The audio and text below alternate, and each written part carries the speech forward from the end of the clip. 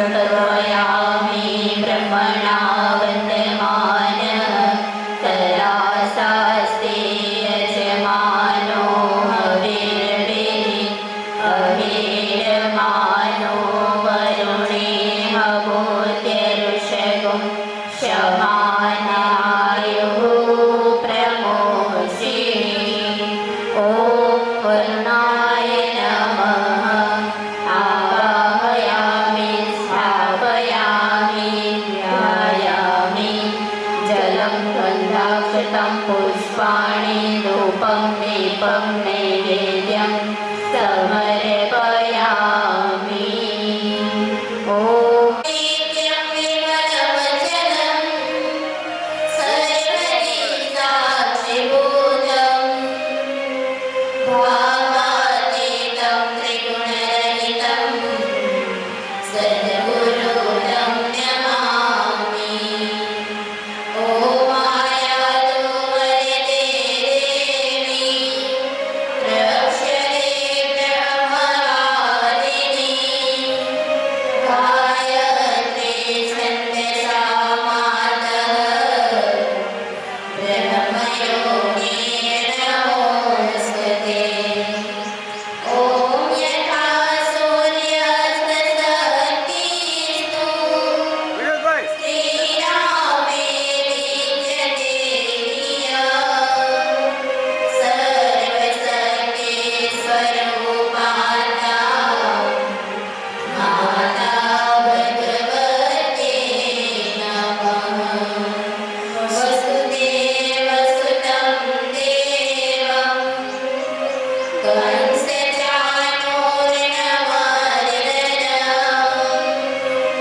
देवकी परमानन्दं कृष्णं वन्दे जगद्गुरु। कृष्णं वन्दे जगद्गुरु। પોથી પૂજન કરવાની સંભાવના કરશે.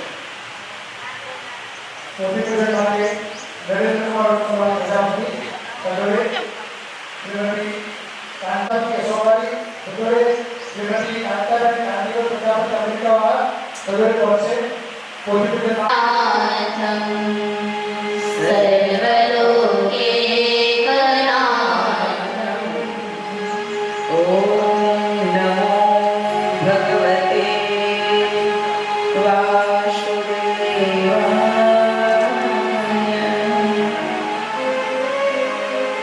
આવો સૌંદર્યવાન. હવે મારા પપ્પાને મોટા ભાઈ આપણી ભારતીય અમેરિકા બરાબર. પરંપરા મુજબ આપણે ત્યારબાદ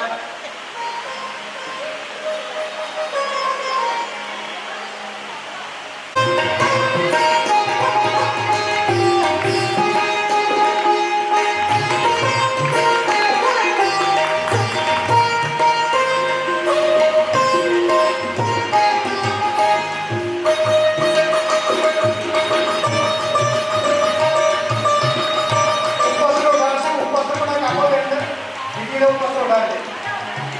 દીદીનો ઉપવાસ પણ ઉડાડે. આ બહેનનું સ્વાગત.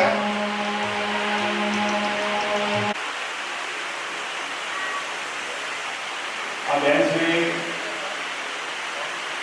ગુજરાતી પરિવારનું એક મુકુટ મણી છે. ડભોઈમાં એક નાના સ્વાધ્યાય કેન્દ્રથી જેને શરૂઆત કરી, એમના સોસાયટીની અંદર પણ પોતે મા ભગવતી પ્રજ્ઞાભવન, શ્રીરામ પ્રજ્ઞાભવન, એમને પોતાના સફળતા જમીનનું ગાયત્રી પરિવાર ટ્રસ્ટને દાન કરી. બોડેલીમાં તાલુકામાં ભોરદા ગામ આવેલું છે. એ ભોરદા ગામની અંદર પોતે નાની દેવ કન્યાઓને ભણાવવાનું ગુરુકુળ ક્ષેત્ર ચલાવે છે. સાથે સાથે ગૌશાળા પણ ચલાવે છે. અને બેનના સ્વાગત માટે પહોંચશે પ્રજ્ઞાબેન દેવદત્તભાઈ પ્રજાપતિ સડોડે. પ્રજ્ઞાબેન. હવે રશ્મિકાબેન.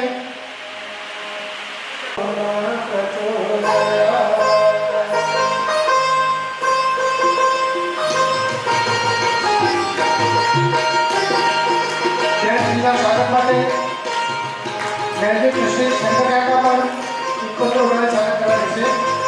આભાર દીદી પણ ગ્રેજ્યુએટનું સ્વાગત કરશે. આભાર દીદી.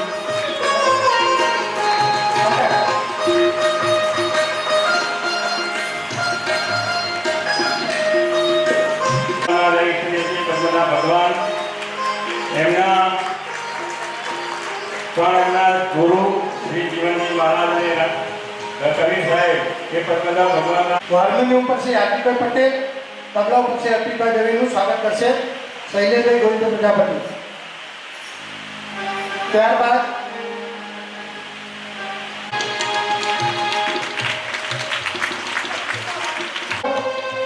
ગાયક વૃંદનો રક્ષાબેનનું સ્વાગત કરશે શ્રીમતી નિર્મળાબેન પ્રજાપતિ.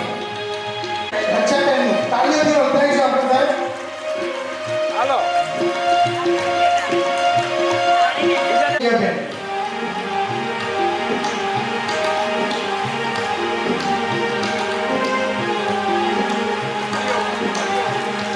અને આપણે એનો સત્સંગ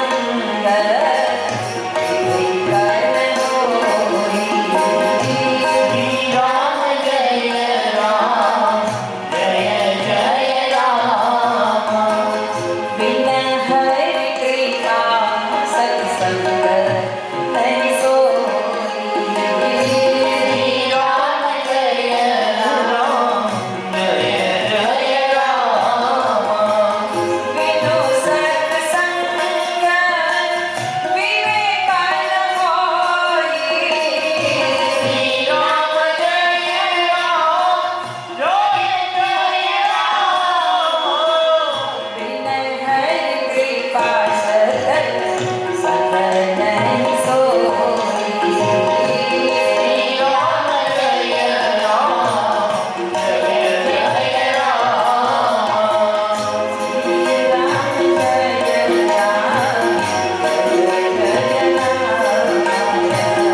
શ્રી રામ જય રામ જય જય રામ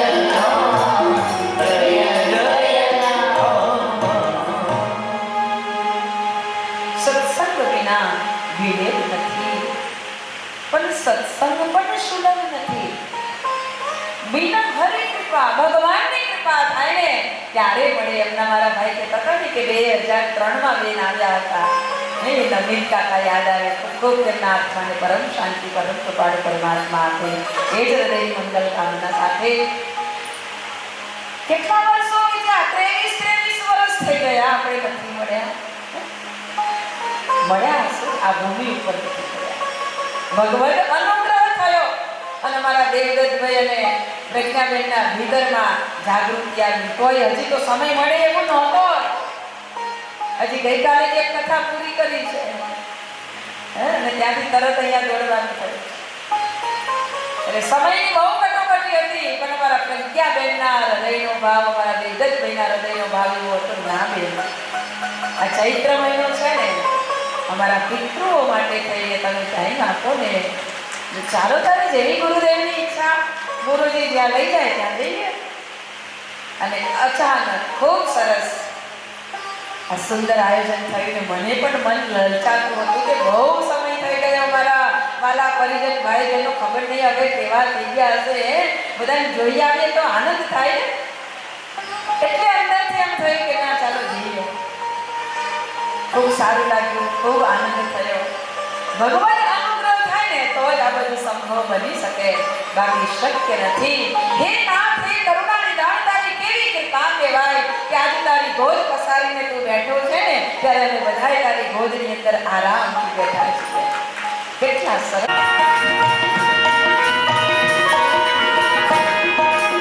ગોપાલા જય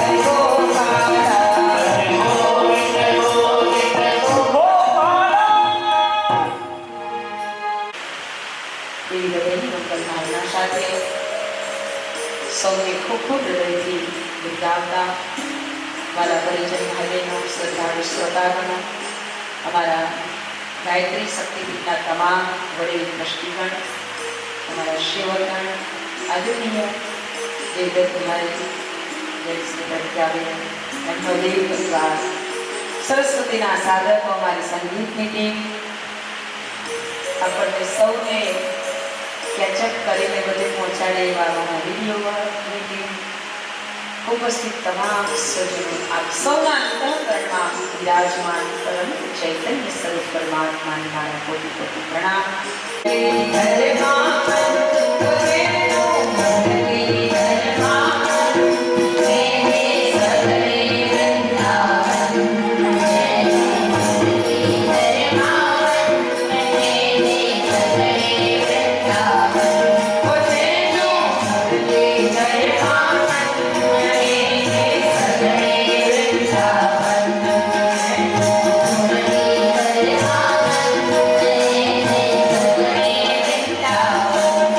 Thank you.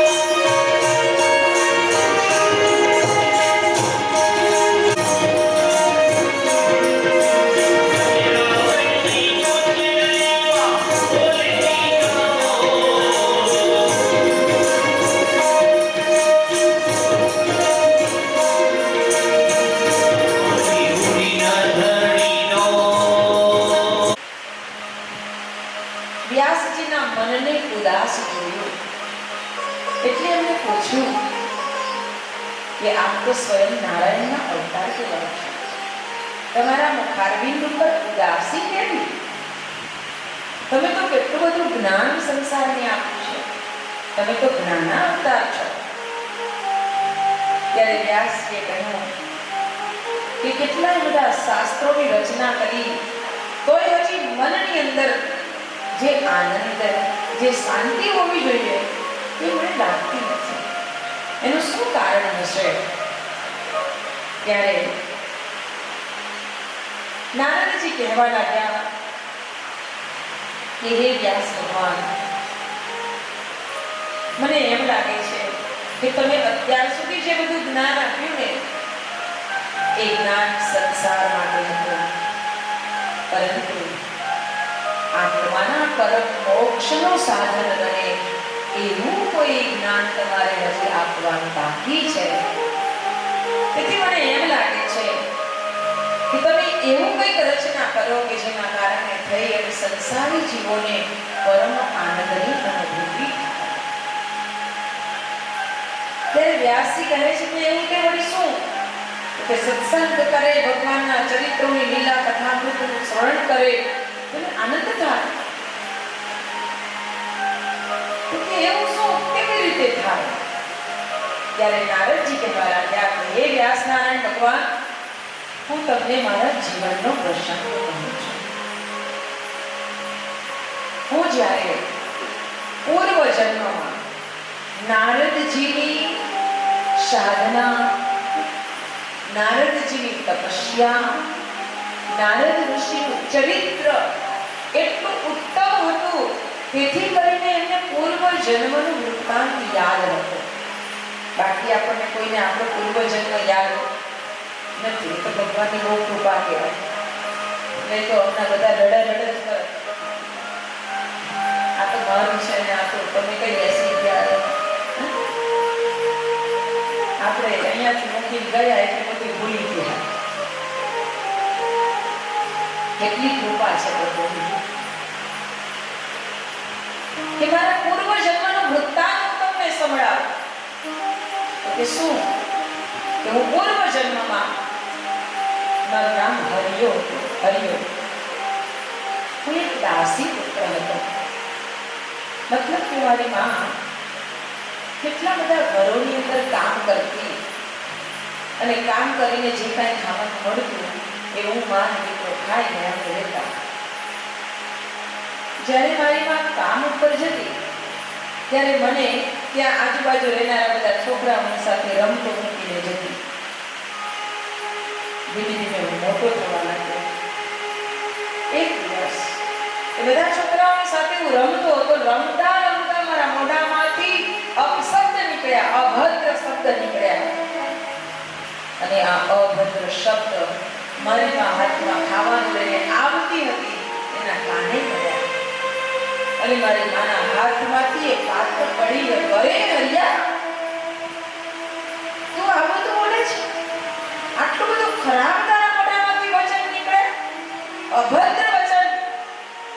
માને લાગી ગયું કે આજે આટલું ખરાબ બોલ્યો, કાલે થોડું ખરાબ કામ કરશે, ધીરે ધીરે મોટો કામ કરતા થઈ જાય અને આ તો ખરાબ કામ કરીને આ જીવતર બગાડે, આ ધરતી ઉપર બોજ કહેવાય. આ ન ચાલે. એટલે માએ મને તરત જ બાવડું પકડીને ધરણાવીને લઈ ગઈ. ચાલ, હું તને અહીંયા નહીં રહેવા દઉં, આવા લોકો સાથે હું તને નહીં રમવા દઉં. યાદ રાખજો, બાળક પેદા કરવા સહેલા છે, પણ એક સાચો માનવ બનાવવો ને એ બહુ કઠિન છે. પણ સમજદાર માં, સુશીલ માં, સદગુણી માં એ બાળકને તરત રોકે, ટોકે. તરત જ મને લઈ ગઈ મારી માં, ચાલ હું તને અહીંયા નહીં રાખું, અને ચાલવા માંડી. નારદજી કહે છે કે ચાલતા ચાલતા ચાલતા કેટલે દૂર સુધી મને માં લઈ ગઈ. એટલે મેં માને કહ્યું, માં મને તો થાક લાગ્યો છે. આજે નારદજી બ્રહ્માજીના માનસ પુત્ર તરીકે ઘણી બધી શક્તિ અને ઘણા બધા આશીર્વાદો લઈને ફરી રહ્યા છે, પણ પૂર્વ જન્મનો વૃત્તાંત સંભળાવતા સંભળાવતા તેમનું હૃદય ભરાય આવ્યું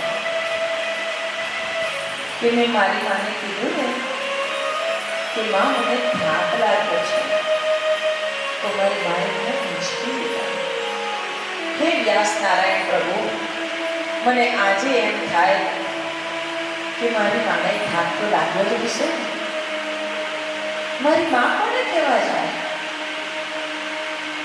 પણ મારી માએ મને ઉંચકી લીધો, એને કેટલું દર્દ થયું હશે. આજે પૂર્વ જન્મને વાતને યાદ કરીને પણ નારદજીનું હૃદય ભરાય આવે છે, કારણ કે માના ઉપકાર જ એવા છે. જિંદગી ઘસી નાખો ને તો એ ઉપકારો ન ભૂલાય. પછી મેં મારી માને કહ્યું કે માં, મને ભૂખ લાગે છે. હા બેટા. પ્રેમથી મારી માએ મારા માથે હાથ ફેરવ્યો અને મને એક ઝાડ નીચે બેસાડ્યો. એ ઝાડ આંબાનું. એટલે માએ પથ્થર શોધી લાવી અને માર્યો ને તો બે કેરી નીચે પડી. આ બે કેરી નીચે પડીને એટલે હું દોડતો ગયો અને બે કેરી લઈ આવ્યો અને ફટાફટ ખાઈ ગયો. નારદજીની આંખમાંથી દળ આંસુ પડે છે અને રૂંધાતા હૃદયે કહે છે કે હે વ્યાસ નારાયણ, હું એક બાળક હતો ને એટલે મને સમજાયું નહીં કે મારી માં તો સવારની કામ કરવા નીકળી હતી, એને ભૂખ તો લાગી થશે ને, પણ હું તો બાળક હતો ને એટલે મને ખબર ન પડી. મેં મારી માને એક વારે ન પૂછ્યું કે માં તારે કેરી ખાવી છે, અને બંને કેરી હું ખાઈ ગયો. રડતા રડતા નારદજી પોતાના હૃદયની વ્યથા પણ કહી રહ્યા છે અને કથા પણ કહી રહ્યા છે. આજે જગતની અંદર તમે જોજો કે માં એ માં અને બીજા બધાએ બગડાના બાપ છે. જે માને બાળકો માટે ત્યાગ છે ને, એવો ત્યાગ જગતમાં બીજા કોઈનો નથી. અને તેથી તો જગતમાં એટલે કહેવાયું છે કે અત્યારે આપણા ઘરે માં બેઠી હોય ને તો એ માની કોઈને કિંમત નથી, પણ એ 5 વર્ષનું 2 વર્ષનું બાળક હોય ને એને પૂછી આવજો, એની માં ના હોય. જેની માં નથી ને એને પૂછી આવજો કે બેટા માં એટલે શું. પ્રાવિષ્ટાન પ્રવિષ્ટાન તથાતિ સુનતેષ્વહં एतावेव जिज्ञास्यं तत्त्वजितर्वदा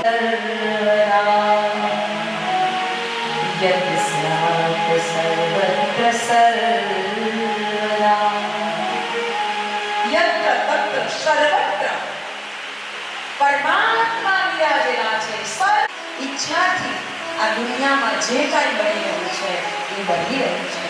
ભલે માણસ એમ કહેતો હોય જે મારા કારણે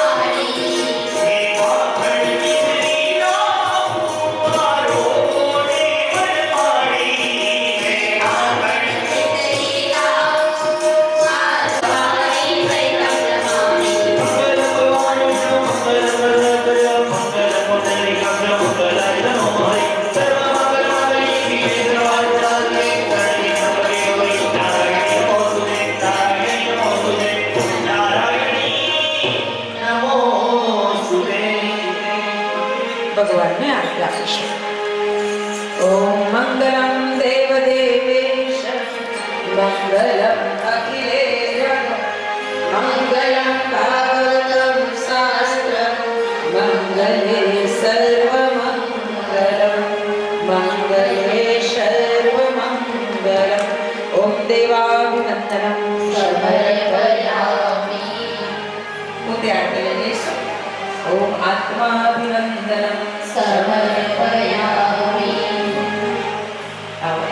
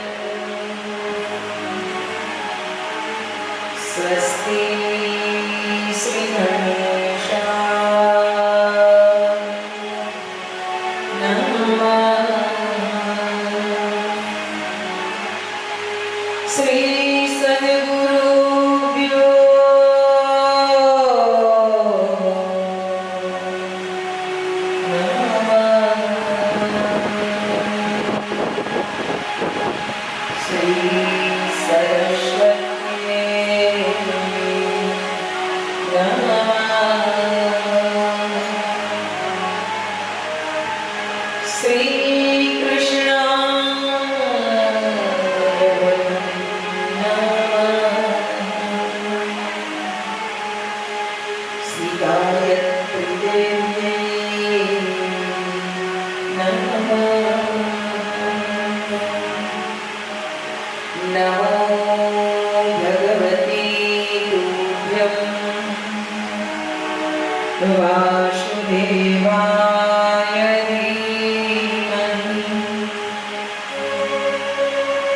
प्रद्युम्नाय निरुद्धाय नमः शङ्कर्षणाय च। क्लीं कृष्णाय गोविन्दाय गोपीजनवल्लभाय नमः। ॐ भूर्भुवः स्वः तत्सवितुर्वरेण्यं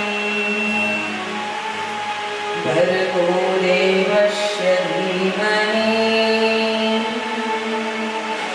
धियो यो नः प्रचोदयात्।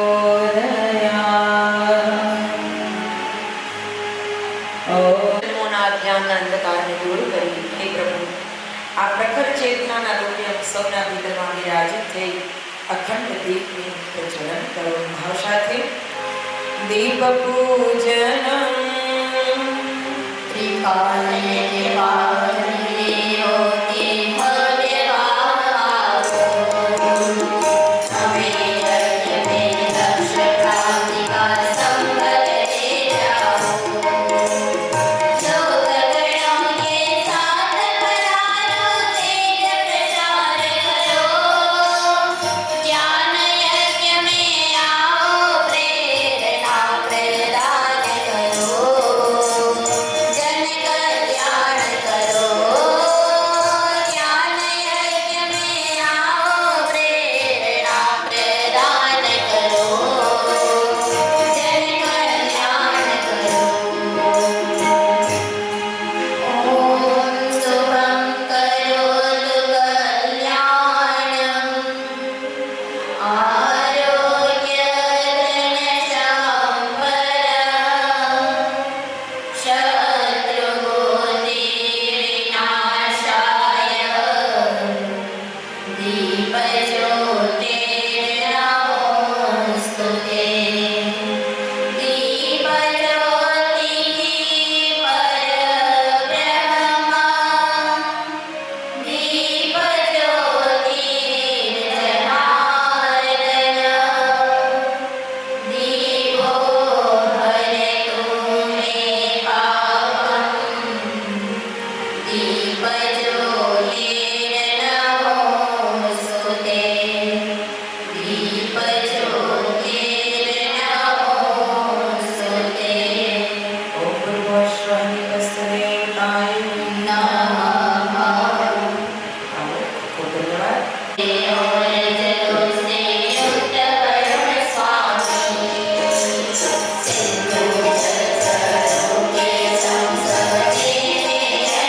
स्वामी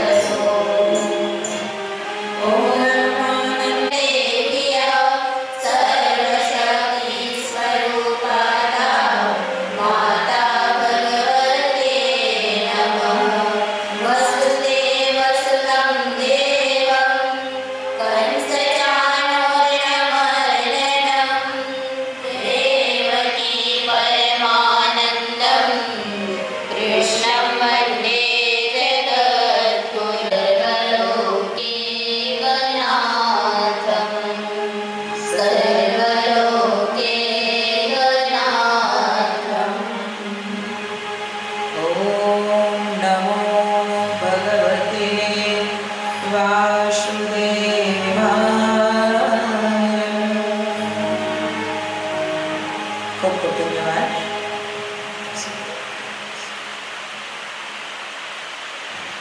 આગળનો પ્રશ્ન.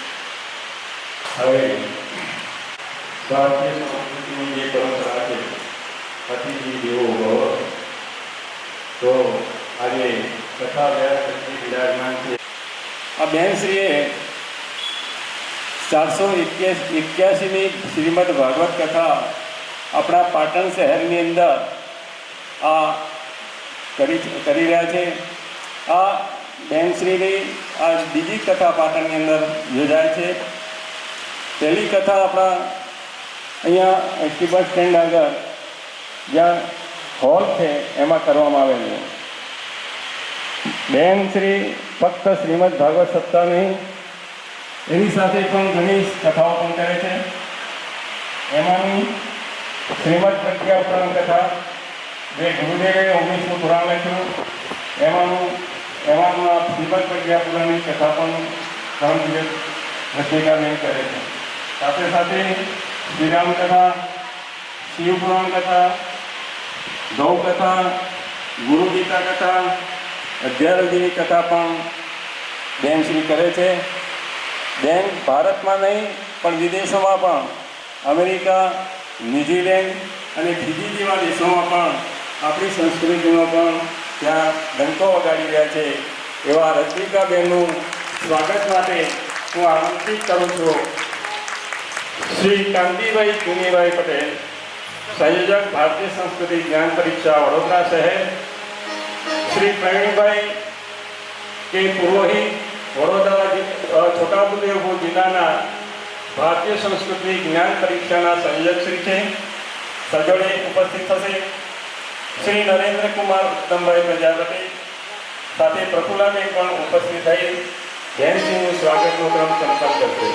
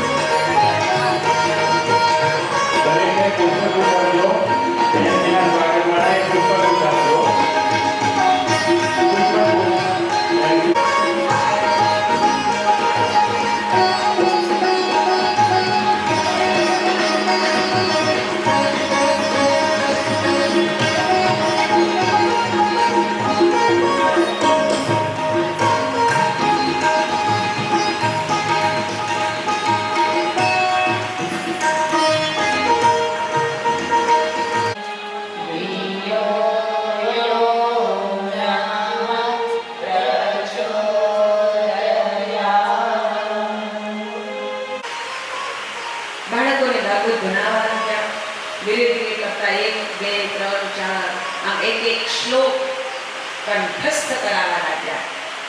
અને છોકરાઓને કહ્યું કે બેટા, જ્યારે તમે આશ્રમની ગાયો ચરાવવા જાઓ ને ત્યારે જંગલમાં જઈને અને કંઠસ્થ કરેલા આ શ્લોકોનું ગાન કરજો, ત્યાં ગાતા રહેજો. અને કદાચ તમને કોઈ ઉત્સુકતા વશ પૂછે કે આટલા સરસ શ્લોક ક્યાંથી ભણ્યા, તો તમે એમને મારી પાસે લઈ આવજો. ભલે ગુરુજી એમ કહીને આશ્રમના બાળકો જે પાઠ આજે તૈયાર કરાવ્યો હોય એ ગાયો ચરાવવા જાય એટલે ત્યાં જઈને એક પાઠ ગાવા લાગે. ભગવાનનું સ્મરણ એક શ્લોકની અંદર એવું જબરદસ્ત આપ્યું હોય. બર્હાપીડમ નટવરવપુ કર્ણયો પરિણીકારમ વિવ્રતવાસપનકપીશમ વૈજયંતીમ જમાલમ રંદ્રાનવેનુહૃદય સુહૃદમ પૂરયન ગોપવૃંદે વૃંદારણ્યમ સપદરમણમ પ્રાવિશદ્ગીતકીર્તિમ પ્રાવિશ ભગવાનનું આ સુંદર સ્વરૂપનું વર્ણન કરતું આ શ્લોક બરહા પીડમ નટવર વપુ કર્ણયો કર્ણિકા રંધ્રાણ વેણુ હૃદય સુદય પૂરયન ગોપ અત્યંત હૃદય સ્પર્શે એવા શ્લોકને જ્યાં ઝાડીઓની અંદર ભૂરિક નાગ જ્યાં બેઠેલા હોય એવી જગ્યાએ દિગંબર અવસ્થામાં જે ધ્યાન સ્થિતિમાં મગ્ન હતા, નિરંજન નિરાકાર રૂપની અંદર તત્વ સ્વરૂપ પરમાત્માના ધ્યાનમાં મગ્ન એવા સુખદેવજી મહારાજના કાને આ શબ્દ પડ્યા અને સુખદેવજી મહારાજ કૂદકો મારીને દોડીને પેલા બાળકો જ્યાં ગાયો ચરાવતા હતા ને ત્યાં ગયા અને પૂછ્યું, બાળકો આ શ્લોક ક્યાંથી ભણ્યા? એટલે છોકરાઓએ કહ્યું કે અમારા ગુરુજીએ ભણાવ્યું. એમ? હા, આવા એક નહીં, બે નહીં, 25 નહીં, 50 નહીં, 100 નહીં, 18,000 શ્લોક છે. 18,000 શ્લોક. ભગવાનનું દિવ્ય સ્મરણ કરાવે એવા 18,000 શ્લોક એટલે ખજાનો મળ્યો હોય કેવો ખુશ થવાય એમ સુખદેવજી મહારાજને આનંદ થયો અને કે મને તમારા ગુરુજી પાસે લઈ જાઓ. વર્ષો વીત્યા પછી વ્યાસ નારાયણ ભગવાનની તિતિક્ષા સાર્થક થઈ હોય એમ લાગ્યું. ગોવાળિયાઓની સાથે સુખદેવજી મહારાજને આવતા ગયા અને વ્યાસજી સમજી ગયા કે આ મારો પુત્ર આવી રહ્યો છે. દોટ મૂકે છે, પુત્રને ગળે લગાવે છે. આવ પુત્ર આવ. અને આવતાની સાથે જિજ્ઞાસા વ્યક્ત કરી છે. શું તમારા છોકરાઓ જે ગાય છે ને તે મને ભણાવો. અને વ્યાસજીને થયું કે વાહ પ્રભુ, આજે મારી સાધના સફળ થઈ. પોતાના પુત્રને ભાગવત ભણાવે છે. આ ભાગવત ભણાવતા ભણાવતા સુખદેવજી મહારાજ જે નિરાકાર બ્રહ્મમાં લીન હતા એ સાકાર મૂર્તિની અંદર હવે મસ્ત બનવાના, મગ્ન બનવાના. એ જ નિરાકાર અને એ જ સાકાર. સમય આવે ત્યારે સાકારની જરૂર પડે અને સાકારનો સહારો લઈ અને પછી એ નિરાકારમાં જઈ શકે. સીધે સીધું નિરાકારમાં કોઈ પહોંચી શકતો નથી. આધાર જોઈએ, કોઈને કોઈ આધાર જોઈએ અને આધાર સાકાર રૂપમાં. અને તેથી આપણે ભગવાનની મૂર્તિ, ભગવાનની છબી એ શું છે? આધાર છે. મનને સ્થિર કરવા માટેનો આધાર છે અને સ્થિર થઈ ગયા પછી એની પણ જરૂર પડતી નથી. પછી તો જ્યાં બેસો ને ત્યાં એમાં મસ્ત બની જવાય. બની જવાય કે નહીં? પહેલા ધોરણમાં જાય, નર્સરીમાં જાય તેને સ્લેટ પેન આપવામાં આવે. આપણે બધા તો સ્લેટ પેનથી ભણ્યા છે. અત્યારે કોઈ છોકરાઓએ સ્લેટ પેન જોઈ નથી. આપણે પહેલા ધોરણમાં સ્લેટ પેન લઈને જતા હતા. એ તો ભૂલતા હતા, પાડી આપે તો આવડતું હતું, અઘરું હતું, પાડી દે તો આપણને આવડતું હતું. પણ હવે જરૂર પડે છે. એમ નિરાકાર બ્રહ્મ નિરાકાર છે, પરંતુ ત્યાં પહોંચવા માટે થઈને સાકારનો સહારો લેવો પડે છે. સાકારના પગથિયા ઉપરથી નિરાકાર બ્રહ્મમાં પહોંચી શકાય. એટલી સ્થિતિ સંસારીઓની નથી કે ડાયરેક્ટ જઈ શકે.